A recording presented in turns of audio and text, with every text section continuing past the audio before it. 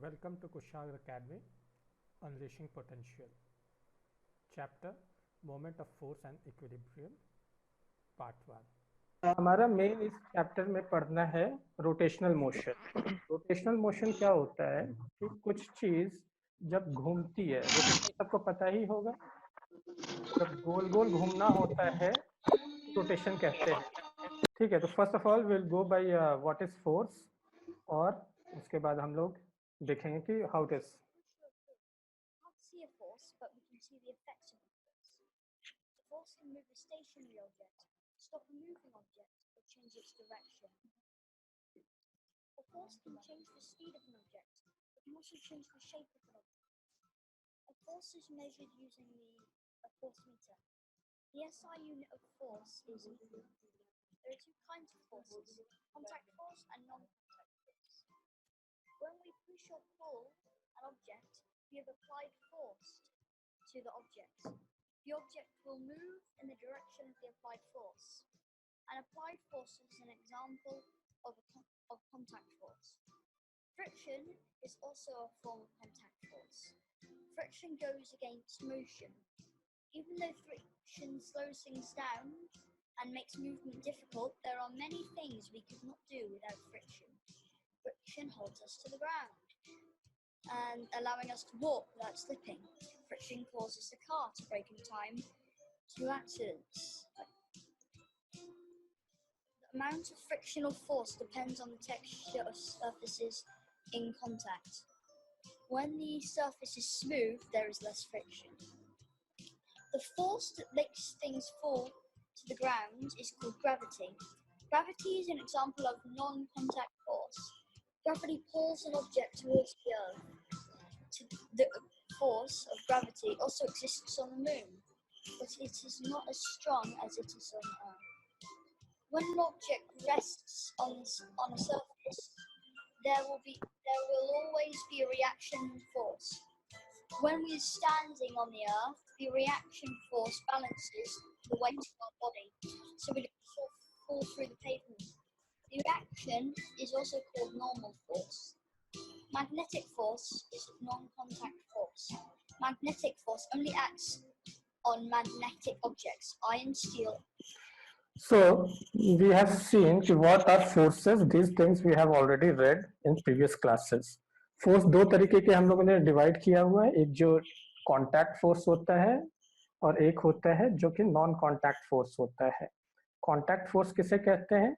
जिससे push pull करने के लिए छूना पड़ता है, और नॉन कॉन्टैक्ट लाइक मैग्नेट जो विदाउट टचिंग किसी चीज को ऐड या अट्रैक्ट या रिपेल कर सकता है। तो this is just a briefing, ये आपकी शुरू नहीं हुई है, शुरू हमारी होगी रोटेशन से, मोमेंट ऑफ फोर्स से। फोर्स क्या क्या कर सकता है, कोई बताइएगा? You can unmute your mic, whoever wants to speak. Force can make a body move. Yes. Force can stop the motion of the body. Moving object, yes, right. और Force can change the shape and size of a body. Yes, तो force ये सब काम कर सकता है। Just imagine कि जब हम किसी को धक्का देते हैं तो वो रोटेशन करेगा या सीधा लाइन में जाएगा? सीधा लाइन में जाएगा। सीधा लाइन में जाएगा, यानी कि जो रोटेशन हमको करना है वो सिर्फ फोर्स से ही नहीं हो सकता है, कुछ और भी एक्स्ट्रा चीजें हमें चाहिए होंगी। तो फोर्स को इसीलिए हम लोगों ने डिस्कस किया है कि फर्स्ट ऑफ ऑल फोर्स क्या कर सकता है, और सेकंड है, तो हमको पता है कि फोर्स क्या क्या कर सकता है, वी हैव सीन दिस, और ये हमारे पुराने क्लास में लिखा हुआ है। तो हम लोग कॉन्टैक्ट फोर्सेस में तीन चार फोर्सेस हैं हमारे, like frictional force, normal reaction force, tension force, force exerted by spring and during collision. ये सब 9th में हम लोगों ने देखा हुआ है, तो वी वोंट बी रीडिंग है। अब जो मेन टॉपिक है जिसके लिए हम लोग यहाँ पे आए हैं, that is moment of force. ये फोर्स से कुछ रिलेटेड लग रहा है, बट एक एक्स्ट्रा वर्ड यूज हो रहा है इसमें, मोमेंट ऑफ फोर्स। मतलब फोर्स से कुछ लेना देना है, बट एग्जैक्टली फोर्स नहीं है, कुछ और भी है नेम से। इसका एक नाम टॉर्क भी कहते हैं। Moment of force is also known as torque, TORQUE। ठीक है, बुक में आपका अधिकतर जगह में मोमेंट ऑफ फोर्स बोल रहा है, कहीं कहीं पे टॉर्क वर्ड भी यूज हो रहा है, both are one and the same thing. और कोई भी रोटेशन होने के लिए हमको मोमेंट ऑफ फोर्स चाहिए, जैसे भी कोई चीज को लीनियरली मूव करने के लिए मुझे फोर्स चाहिए, उसी तरीके से कोई रोटेशन होने के लिए हमको मोमेंट ऑफ फोर्स चाहिए। कोई बता सकता है कि रोटेशन किस कंडीशन में होता है? What are the conditions when a body can rotate? When a body is pivoted at a fixed point. मतलब कहीं से पकड़ना होगा, अगर वो पिवटेड नहीं है या पकड़ा हुआ नहीं है या जाम किया हुआ नहीं है तो वो सीधा मूव करेगा। उसको गोल घूमने के लिए उसको पिवट या कहीं से फंसा करके रखना होगा। अगर पिवट नहीं है तो स्ट्रेट मूव करेगा। For example left hand side में आपको एक व्हील दिख रहा है मूव करता हुआ, साइकिल में भी वो एक फंसा होता है एक्सल के साथ। अगर एक्सल नहीं रहता तो वो टायर रोटेट नहीं करता, सीधा चला जाता, लीनियर मोशन होता। यहाँ पे हम लोग अगर ध्यान दें, ये टायर यहाँ पे फंसा हुआ है, ये इसको पिवट किया हुआ है। जिस स्ट्रेट लाइन से पिवट किया होता है इसको हम लोग क्या कहते हैं? Axis of rotation. ठीक है, Yes, sir.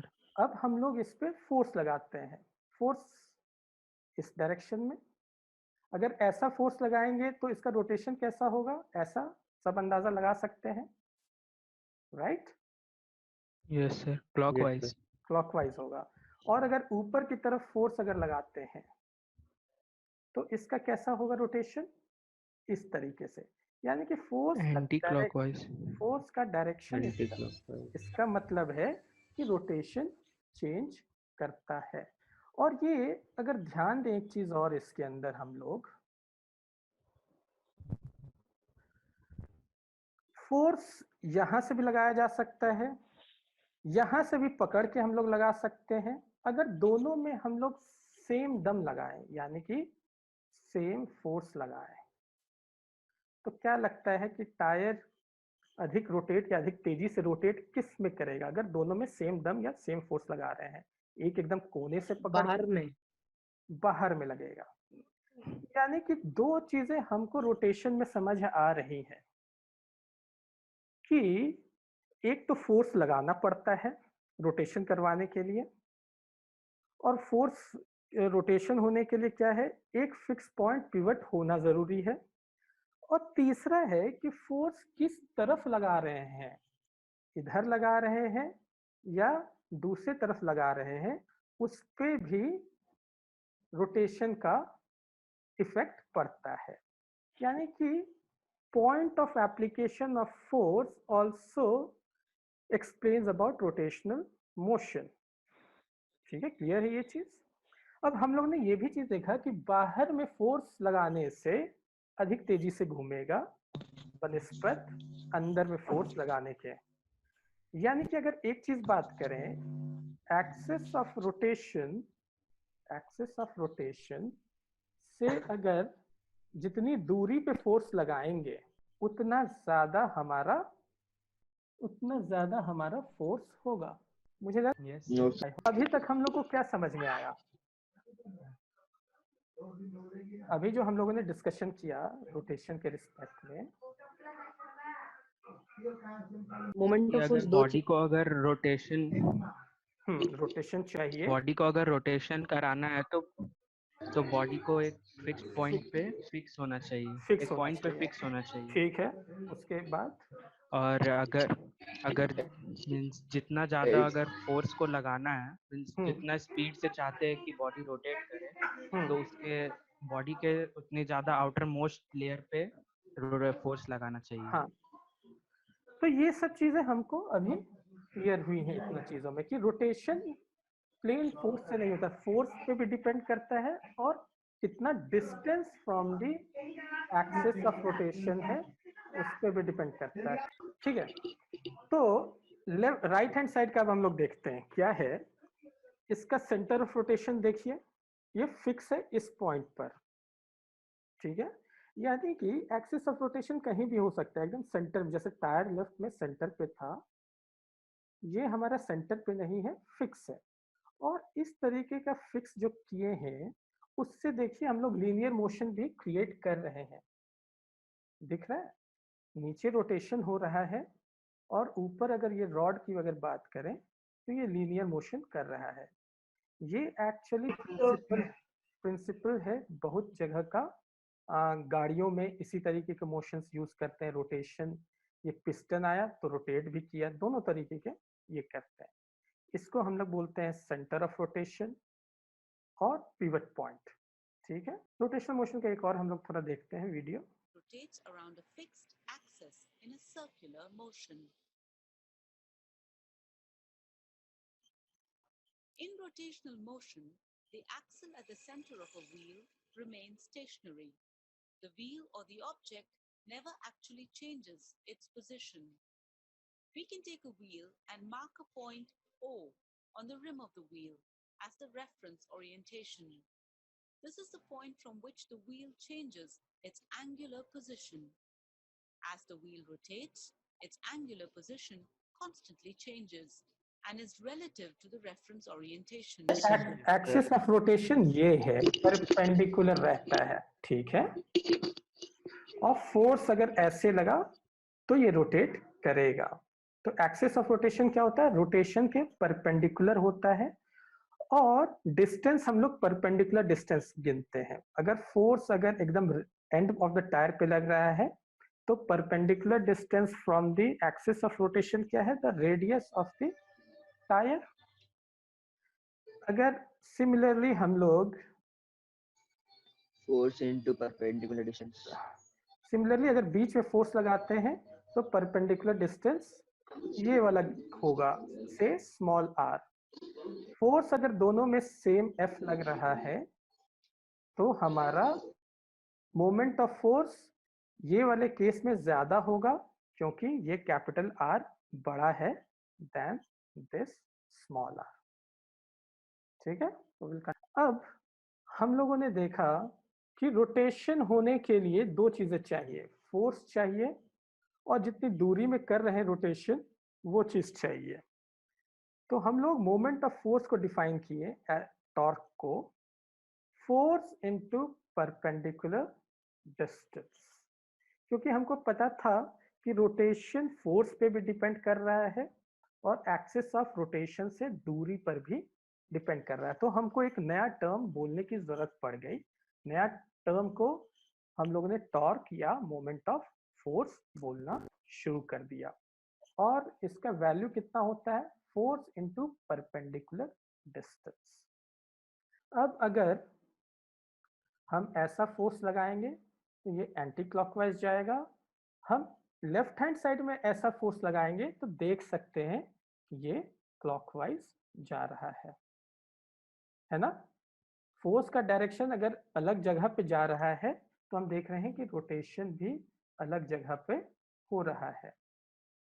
ठीक है, ये चीज समझ। हैंड साइड में ये क्लॉकवाइज था, ये क्लॉक, ठीक है, ये एंटी क्लॉकवाइज था, ये हो गया anti clockwise, anti clockwise, yes sir, और सिमिलरली इस तरफ लगाएंगे तो ये क्लॉकवाइज हो जाएगा। अब फोर्स अगर ज्यादा लगाएंगे इसी पॉइंट पे तो ज्यादा तेजी से घूमेगा, फोर्स अगर इसी पॉइंट पे कम लगाएंगे तो कम तेजी से घूमेगा। इसीलिए दोनों का हम लोगों ने यूज किया और बताया कि एक नया चीज होता है, नया क्वांटिटी डिफाइन किया, which is known as moment of force या torque, which depends upon moment of force, which depends upon force as well as perpendicular distance. अब इसके एग्जाम्पल्स हम लोग देखते हैं। सबसे अच्छा एग्जाम्पल कौन सा है हमारा, सीसॉ। सीसॉ में हम लोग देखते हैं कि कोई भी है, हम लोग कम वजन के हों ज्यादा वजन के हों, हम लोग दोनों को सीसॉ में खेल सकते हैं, है ना। अब ध्यान दें, इसका पिवट पॉइंट कौन सा है? ये यहाँ पे फिक्स है। इसी के अराउंड में ये रोटेट करेगा, इसी के अराउंड में ये रोटेट करेगा। अब ये फोर्स कितना लगा रहा है लेफ्ट हैंड साइड में बच्चा? फोर्स इसका कितना लगेगा? 50 इसका जो वेट है ना, 50 kg इज अ फोर्स और मास? मास है। तो वेट कितना होता है? Force is mass into acceleration due to gravity. और जी को अगर 10 ले लें तो फोर्स ये चल रहा है आपका, तो 500 न्यूटन इसका फोर्स लग रहा है। और राइट हैंड वाले में कितना फोर्स लग रहा है? 1500। तो फोर्स तो ये लग रहा है, लेकिन राइट हैंड वाले का टॉर्क कितना लग रहा होगा? 500 into 3. नहीं, राइट वाले का हम पूछ रहे हैं, राइट वाले का कितना लग रहा होगा? 1500 into 1. 1500. हाँ, इंटू 1 क्यों? क्योंकि उसका पॉइंट ऑफ रोटेशन से डिस्टेंस कितना है? 1 ही है। 1 meter. ठीक है। 1 मीटर। लेफ्ट वाले का कितना मोमेंट ऑफ टॉर्क लग रहा है? Moment of force 500 into 3. 500 into 3। और ये किधर तुम्हारा रोटेशन करवाना चाह रहा है? Anti clockwise. इसकी वजह Anti-clockwise. इसकी वजह से क्लॉकवाइज। और दोनों एंटी क्लॉकवाइज और क्लॉकवाइज बराबर हैं, है ना? यानी कि अगर ये लोग हिले Yes, sir. नहीं तो एकदम स्ट्रेट लाइन में ये लोग बैलेंस्ड रहेंगे। हमारा इसी तरीके से ये रोटेशन करना है। आना हमारा क्या होता है? जितना लंबा हैंडल होगा उतना ज्यादा हमारा मोमेंट ऑफ फोर्स हो जाएगा। Force. Yes, Yes. sir. Yes, sir. यानी कि जितना लंबा पाना होगा, नट को घुमाना उतना अधिक आसान होगा, या उतना कम फोर्स में हम लोग घुमा सकते घुमा हैं। पाएंगे। अब फोर्स हमारा वेक्टर क्वांटिटी है। वेक्टर क्वांटिटी किससे कहते हैं? जिसका Quantity which requires magnitude and direction both। Magnitude and distance. Direction. Direction. तो मोमेंट ऑफ फोर्स क्या था हमारा definition? Force into distance. Perpendicular distance. Particular distance. Force is a vector quantity in its. Force अगर vector quantity है तो moment of force भी हमारा vector quantity ही होगा। Vector quantity. ठीक है। और इसका डायरेक्शन, दूसरा तरीका है देखने का कि मोमेंट ऑफ फोर्स अगर एंटी क्लॉकवाइज है तो एंटी क्लॉकवाइज रोटेशन होता है। मोमेंट ऑफ फोर्स अगर क्लॉकवाइज है तो क्लॉकवाइज इसका रोटेशन होता है। तो इसका मतलब कि डायरेक्शन इज इम्पॉर्टेंट, इसीलिए भी मोमेंट ऑफ फोर्स को हम लोग वेक्टर क्वांटिटी कहते हैं। मोमेंट ऑफ फोर्स का यूनिट क्या होगा? It was force into distance, perpendicular distance. तो फोर्स का यूनिट क्या Yes. होता है? न्यूटन।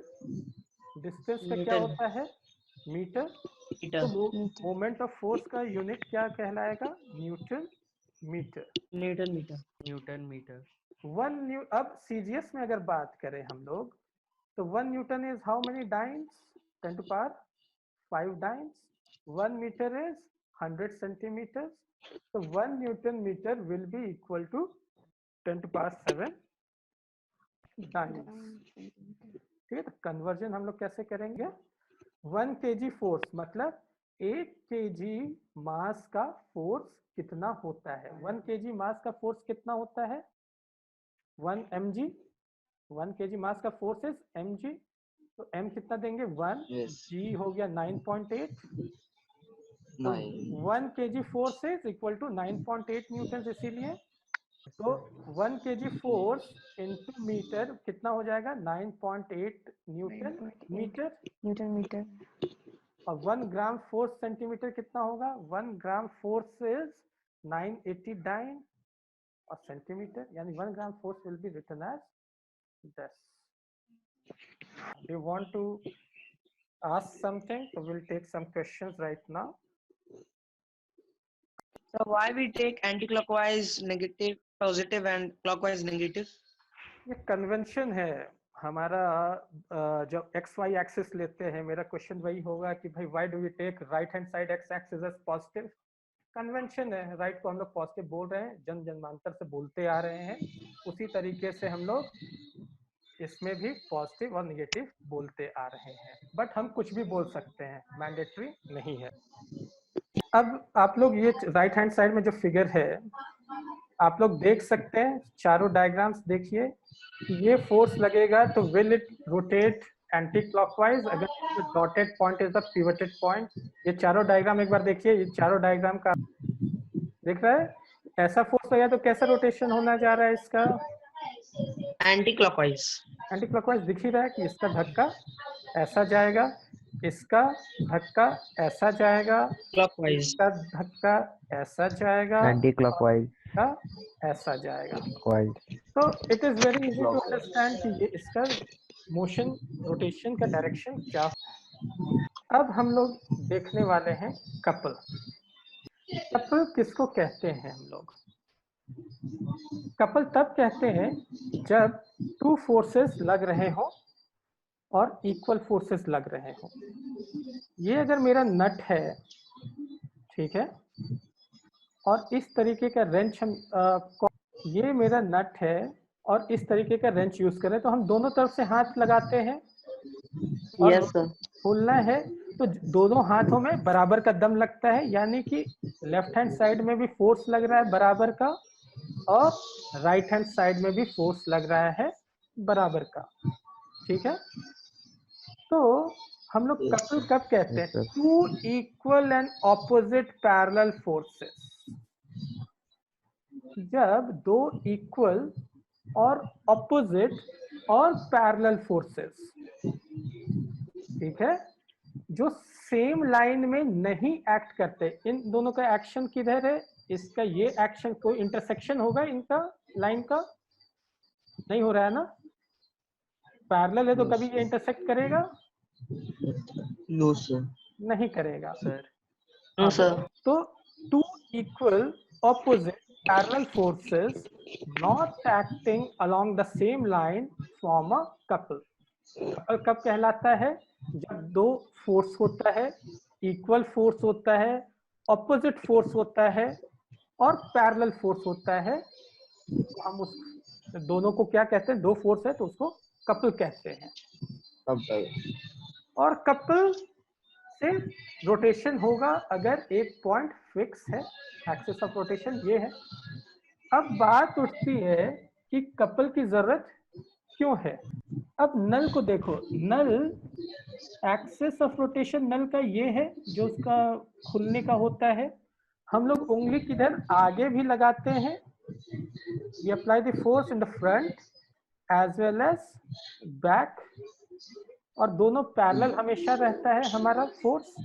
सेम वे जब बॉटल ओपन या क्लोज करना होता है तब भी तो दिख रहा है कि इन तीनों एप्लीकेशन में कपल यूज हो रहे हैं हमारे।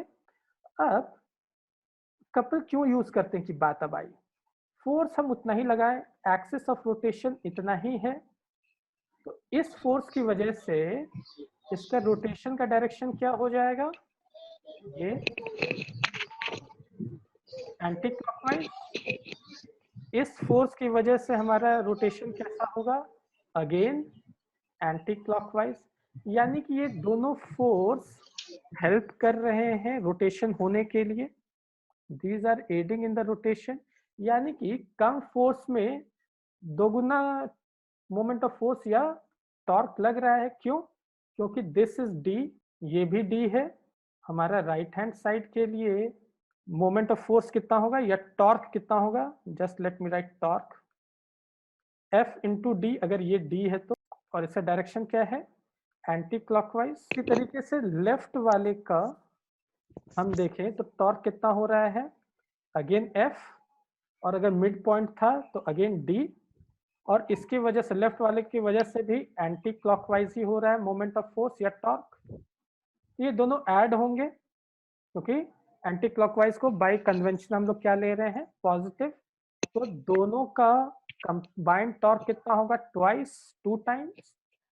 और ये ट्वाइस रोटेट करवाएगा, बॉटल भी सेम वे ट्वाइस रोटेट करवाएगा, नल भी सेम वे ट्वाइस रोटेट करवाएगा, या फोर्स हम हाफ देंगे तब भी वो खुलेगा, कहने का मतलब है। अगर सिंगल होता तो ज्यादा घुमाने के लिए दम लगाना होता, डबल है तो कम लगाना पड़ रहा है। तो यूज करते हैं, और बहुत जगह हम लोग यूज करते हैं। नल में अधिकतर देखिएगा 2 निकला होता है, कुछ नल सिंगल वाले भी होते हैं, बट नल में उतना दम नहीं लगाना होता है, इसीलिए वो फील नहीं होता। बट नट खोलने के लिए हमें जरूरत पड़ती। The moment of couple is equal to the product of either the force and perpendicular distance between the apple. अब हम लोग पढ़ेंगे इक्विलिब्रियम। इक्विलिब्रियम क्या होता है? मीनिंग तो वी एवरीवन नो कि बैलेंस जो होता है उसको इक्विलिब्रियम कहते हैं। अब व्हाट इज बैलेंस? फोर्स के सेंस में अगर हम लोग बात करें, ये बॉक्स है, 2 दोस्त धकेल रहे हैं इक्वल फोर्सेस से, तो बॉक्स का मोशन कैसा होगा, ऐसा स्ट्रेट है ना, लेफ्ट हैंड साइड में मोशन होगा। अब एक दोस्त ने कहा मैं उल्टे डायरेक्शन में, तो एक थ्रेड ऐसा लगाना शुरू किया, एक ऐसा लगाना शुरू किया, बॉक्स, और दोनों बराबर दम से ही लगा रहे हैं, both are applying equal forces. तो ये box no movement, no movement, ये फोर्स तो लग रहा है बट मूवमेंट नहीं हो रहा है, राइट। तो ऐसा सिचुएशन को जब फोर्स लग रहा है और मूवमेंट नहीं हो रहा है, उसको हम लोग क्या कहते हैं, इक्विलिब्रियम। समझे कि फोर्स तो लगाया जा रहा है बट कुछ चेंजेस नहीं हो रही हैं। इक्विलिब्रियम का मीनिंग समझ में आया एवरीवन? कि चेंज नहीं हो रहा, the state of motion is not changing. Just imagine कि बॉक्स v वेलोसिटी से चल रहा था। न्यूटन का first law of motion, anyone? What is the first law of motion of? it will tend to remain in a rest unless an external force is applied on it. मतलब कि ये box अगर velocity v से चल रहा है, ठीक है, थोड़ा ध्यान से देखिएगा ये चीज को, तो इस पे कोई फोर्स नहीं लग रहा है, right. First law of motion यही चीज बता रहा है हमें। अब इसमें कोई फोर्स नहीं लग रहा है, इसलिए v वेलोसिटी से चल रहा है। वही पुराना सिनेरियो फिर से हम लोग अगर करें कि एक दोस्त फोर्स ऐसा लगा रहा है और एक दोस्त ऐसा फोर्स लगा रहा है, तो क्या होगा, what will happen? No movement. No movement. नहीं, हमने क्या कहा, ये सिनेरियो में क्या है, it is moving with velocity v, ठीक है। v से वो चल रहा है, अचानक 2 दोस्त आए, एक ने लेफ्ट से शुरू किया, एक ने राइट से शुरू किया, तो बॉक्स का मोशन कैसा It will go towards right. It will go towards right. हाँ, it will continue going, v change होगा। न्यूटन का फर्स्ट लॉ अप्लाई कीजिए, क्या है, एक्सटर्नल फोर्स कितना हो रहा है टोटल, ये +5 तो ये -5, यानी एक्सटर्नल फोर्स कितने हो रहे हैं, 5 - 5 = 0, है ना। तो external force, Velocity will not change. तो एक्सटर्नल फोर्स कोई भी नहीं है, that means velocity won't change. और फर्स्ट में भी था कि रेस्ट पे है, external force is 0, that's why it will continue to be in rest, है ना। This is according to Newton's first law ही है। दोनों सिनेरियो आप लोग समझ में आया, क्लियर? ये सिनेरियो सभी को क्लियर हो गया। तो ये जो ऊपर का भी जो सिनेरियो डिस्कस किए, जिसमें बॉडी v से मूव कर रहा है, this is also known as equilibrium, ठीक है, इसको भी इक्विलिब्रियम कहते हैं। नीचे वाले पोजीशन को भी हम लोग इक्विलिब्रियम कह रहे हैं, ऊपर वाले को भी हम लोग इक्विलिब्रियम करे। दोनों में, इस दोनों इक्विलिब्रियम में डिफरेंस क्या है? What is the difference between these two equilibrium? दोनों में डिफरेंस क्या है? What is the difference in these two scenarios? कि एक रेस्ट पर है, न्यूटन लॉ में क्या बोलता था? A body at rest and a body with uniform motion. ठीक है, यानी कि दोनों सिनेरियो में इक्विलिब्रियम ही कहेंगे। जब रेस्ट पे है तो उसको हम लोग कहते हैं स्टैटिक इक्विलिब्रियम। जब बॉडी रेस्ट पर है और रेस्ट पे ही कंटिन्यू कर रहा है उसको हम लोग स्टैटिक इक्विलिब्रियम कहते हैं। जब बॉडी मोशन पे है और यूनिफॉर्म मोशन पे है Dynamic उसको हम लोग equilibrium. डायनामिक इक्विलिब्रियम कहते हैं। So everyone got the idea? What do you mean by static Yes, equilibrium and what do you mean by dynamic equilibrium? Since हम लोग ये रोटेशन की बात कर रहे हैं, so static equilibrium in this cases कि वो रोटेट करेगा ही नहीं in spite of moment of force act करने पर। और डायनामिक इक्विलिब्रियम क्या चीज में होगा कि वो यूनिफॉर्म से रोटेट कर रहा है in spite of torque add होने पे। दोनों केस में क्या होगा? Clockwise and anti clockwise torque are balanced out. Static equilibrium में भी क्या है? Clockwise and anti clockwise equilibriums are balanced out. ठीक है, the same thing what we talked.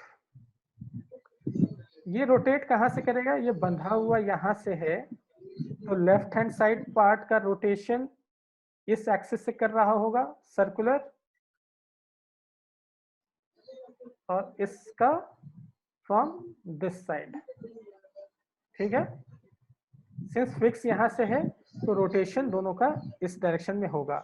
ये सिनेरियो क्या है कि एक वेट है W2 eight a distance L2, एक वेट है W1 at a distance from axis of rotation of L1।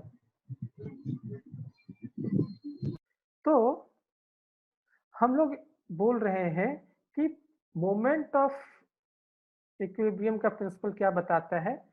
Some of anti clockwise moment is equal to the sum of clockwise moment. तब ये चीज इक्विलिब्रियम में रहेगा, यानी कि बैलेंस में रहेगा। अब अगर हम लोग इसको कोशिश करते हैं कि whether it is in equilibrium और नॉट, तो हम लोग क्या करेंगे? पहले एंटी क्लॉकवाइज मोमेंट निकालते हैं हम लोग। एंटी क्लॉकवाइज मोमेंट क्या होगा? Since this is the axis, तो anti clockwise moment is L1 into force weight, यानी L1 W1 sorry into W1. ये क्लॉकवाइज है, सॉरी मैं बोलने में मिस्टेक हुआ, this is the clockwise thing. और इसी तरीके से एंटी क्लॉकवाइज कितना है? W2 L2, ये प्लस हो जाएगा, ये माइनस होगा। इक्विलिब्रियम में रहने के लिए क्या होना होगा? ये दोनों बराबर होने चाहिए, क्लॉकवाइज एंड एंटी क्लॉकवाइज, ताकि नेट मूवमेंट ना हो या नेट रोटेशन ना हो। तो वही चीज दे रहे हैं प्रिंसिपल ऑफ मूवमेंट, इस clockwise movement is anti clockwise movement.